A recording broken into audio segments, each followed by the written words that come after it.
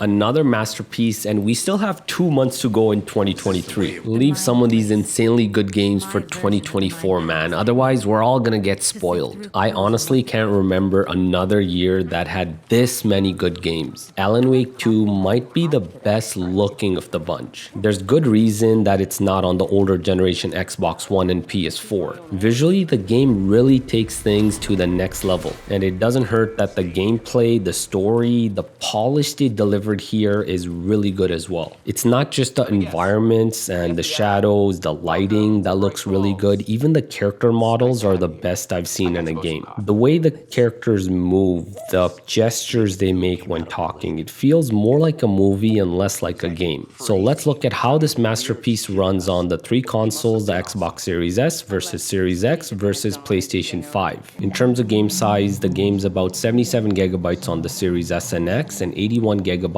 on the PS5. Loading times are interesting here. Going from dashboard to continuing the game takes about 19 seconds on the Series S and Series X. PlayStation 5 though is a lot slower, taking 27 seconds. But these results are a little misleading because Xbox actually skips all the developer logos. I'm not sure if there was some sort of agreement between Microsoft and Epic Games to do this, but it did speed up the loadings on the Xbox. Xbox, of course, also has Quick Resume, and PS5 has activity cards that work with this game. Quick Resume does save another few seconds from the Series S and Series X loading time, but activity cards, getting back into the game using that feature still takes about the same amount of time. Once you're in the game, there's essentially no loading times. The transitions between the missions, the chapters, the gameplay and cinematics, everything is just seamless and works really well. Let's now talk about the graphics and resolution. All 3 consoles have the 30 FPS quality mode, which in fact might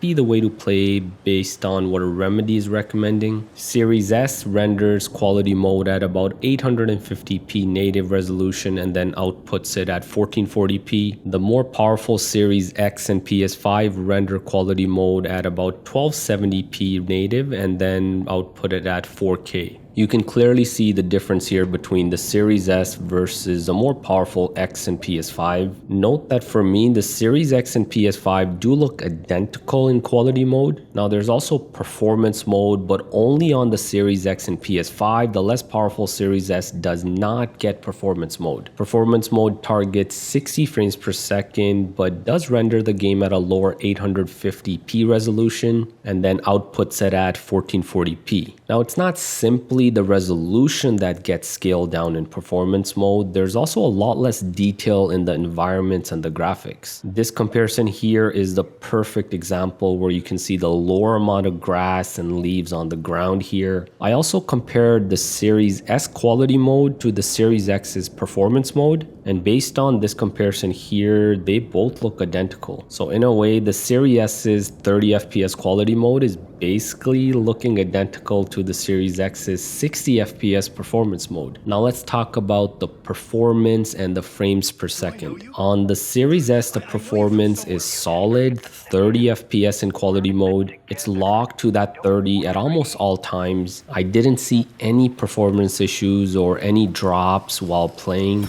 After seeing the minimum PC specs, I was a little worried that the Series S might struggle with this game, but the FSR resolution scaling works wonders here, allowing Series S owners to fully enjoy this game. The Series X and PS5 also run quality mode really well. They're both locked to 30 FPS from the analysis I did. Now, if you do want to be super picky here, the PS5 dropped a single frame right here, whereas the Series X did not. But I wouldn't place too much emphasis on that rare case. Now let's talk about performance mode on the Series X and PlayStation 5. The Series X runs performance mode at a solid 60 frames per second. I analyzed about an hour of footage on the Series X and couldn't find a single drop during the gameplay. PlayStation 5 also does well in the 60 FPS performance mode. On PS5 though, I was able to find a few spots even early in the game where you get a couple of frame drops like I'm showing on the screen right here. But I mean, while playing the game, this was barely noticeable. So I mean, don't let this discourage you from getting the game on PS5. It runs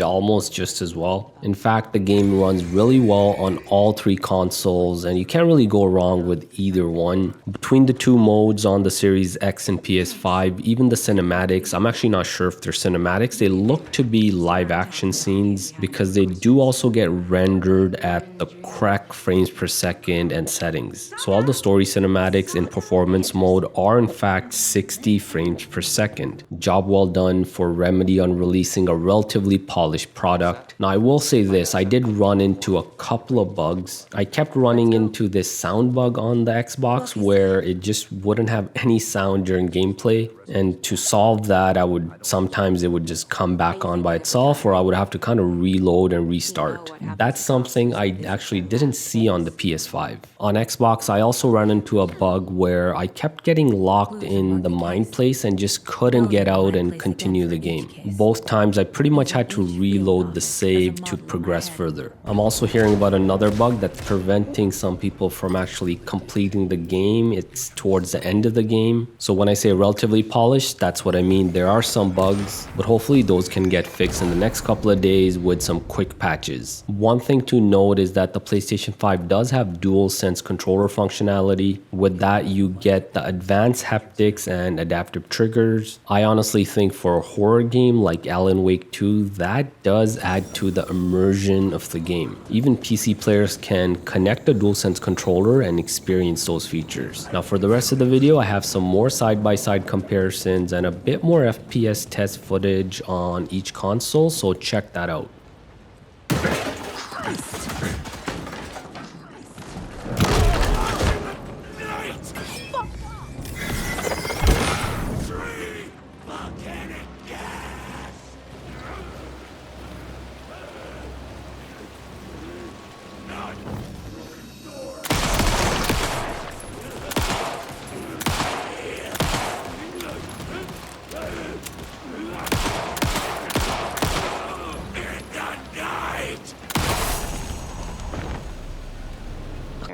Then we heard shooting.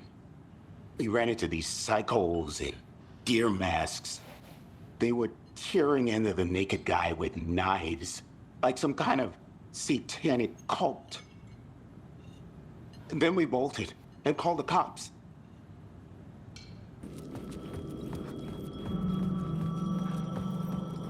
The payphone was ringing. Somehow I knew the call was for me. One Night's Motorcycle Club. We're busy building the floats for Deerfest. Don't go peeking, though. You know, we're saving the big reveal for